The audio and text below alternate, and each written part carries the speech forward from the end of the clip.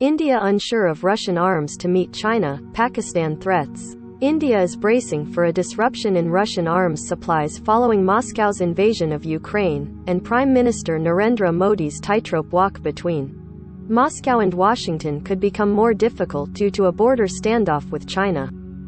New Delhi. India is exploring ways to avoid a major disruption in its supply of Russian-made weaponry amid U.S. sanctions following Moscow's invasion of Ukraine, and Prime Minister Narendra Modi's tightrope walk could become more difficult due to a continuing border standoff with China. Experts say up to 60% of Indian defense equipment comes from Russia, and New Delhi finds itself in a bind at a time when it is facing a two-year-old standoff with China in eastern Ladakh over a territorial dispute, with tens of thousands of soldiers within shooting distance. 20 Indian soldiers and 4 Chinese soldiers died in a clash in 2020.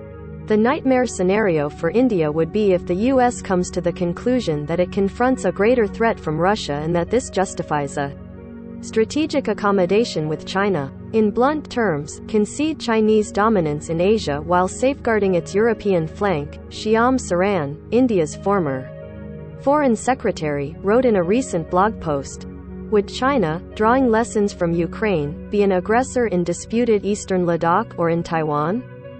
It is very possible they might do it," said Jitendra Nath Misra, a retired diplomat and distinguished fellow in the Jindal School of International Affairs. President Joe Biden has spoken about unresolved differences with India after the country abstained from voting on United Nations resolutions against Russian aggression in Ukraine. Modi has so far avoided voting against Russia or criticizing Putin for invading Ukraine. In the early 1990s, about 70% of Indian Army weapons, 80% of its Air Force systems and 85% of its Navy platforms were of Soviet origin. India is now reducing its dependency on Russian arms and diversifying its defense procurements, buying more from countries like the United States, Israel, France and Italy. From 2016 to 20, Russia accounted for nearly 49% of India's defense imports while French and Israeli shares were 18% and 13%, respectively, according to the Stockholm International Peace Research Institute. India not only depends on Russian weaponry, but it also relies hugely on Moscow for military upgrades and modernization as it moves towards self-reliance in its defense sector, said Lieutenant General D.S. Hooda, a former Indian military commander. Russia is the only country that leased a nuclear submarine to India. Will any other country lease India a nuclear submarine? Hooda asked. Sushant Singh, a senior fellow at the Center for Policy Research, said, "India's navy has one aircraft carrier. It's Russian. India's bulk of fighter jets and about 90% of its battle tanks are Russian." In 1987, the Indian Navy leased a Chakra-1, a Charlie-class nuclear cruise missile submarine, from the former Soviet Union for training. It later got another Soviet submarine, Chakra-2, in its place. In 2019, India signed a $3 billion contract to lease an Akula-1 class nuclear-powered attack submarine from Russia for 10 years. It is expected to be delivered by 2025. India bought its only aircraft carrier, INS Vikramaditya, from the Russia in 2004. The carrier had served during the former Soviet Union and later for the Russian Navy. India's first indigenous 40,000-ton aircraft carrier is undergoing sea trials ahead of its planned induction by next year. India also has 4 nuclear-powered ballistic missile submarines on the way. India's Air Force presently operates more than 410 Soviet and Russian fighters, comprising a mix of imported and license-built platforms. India's inventory of Russian-made military equipment also includes submarines, tanks, helicopters, submarines, frigates and missiles. Misra said the U.S. hasn't shown any willingness to provide technology transfers to India. "I would like to ask our American friends, what kinds of defense technology have you given us? What the U.S. is offering is the F-16 fighter aircraft rebranded as the F-21. The F-16 is obsolete from the Indian point of view. We went for the MiG-21 in the 1960s because the F-104 was denied to India. We are seeing the same. kind of thing, he said.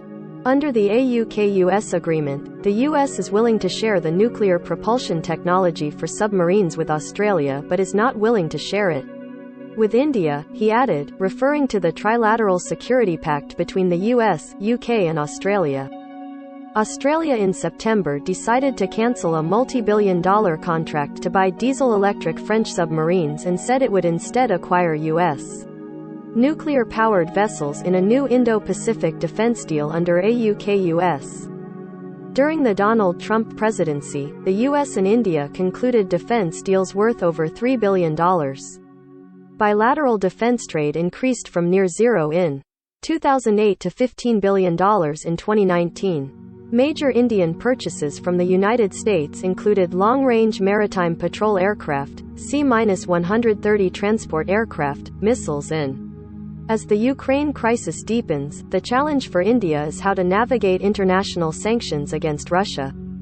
The Russian S-400 missile system deal with Moscow has put India at risk of U.S. sanctions after Washington asked its partners to avoid purchasing Russian military equipment. The S-400 is a sophisticated surface-to-air defense system and is expected to give India strategic deterrence against rivals China and New Delhi has sought support from Washington and its allies in confronting China, a common ground for the Indo-Pacific Security Alliance known as the Quad, that also includes Australia and Japan. Tracing the history of India's acquisition of Soviet arms, SCS Bangara, a retired Navy admiral, said India began looking for arms and ammunition after its war with China in 1962. The Cold War resulted in the United States cozying up with China.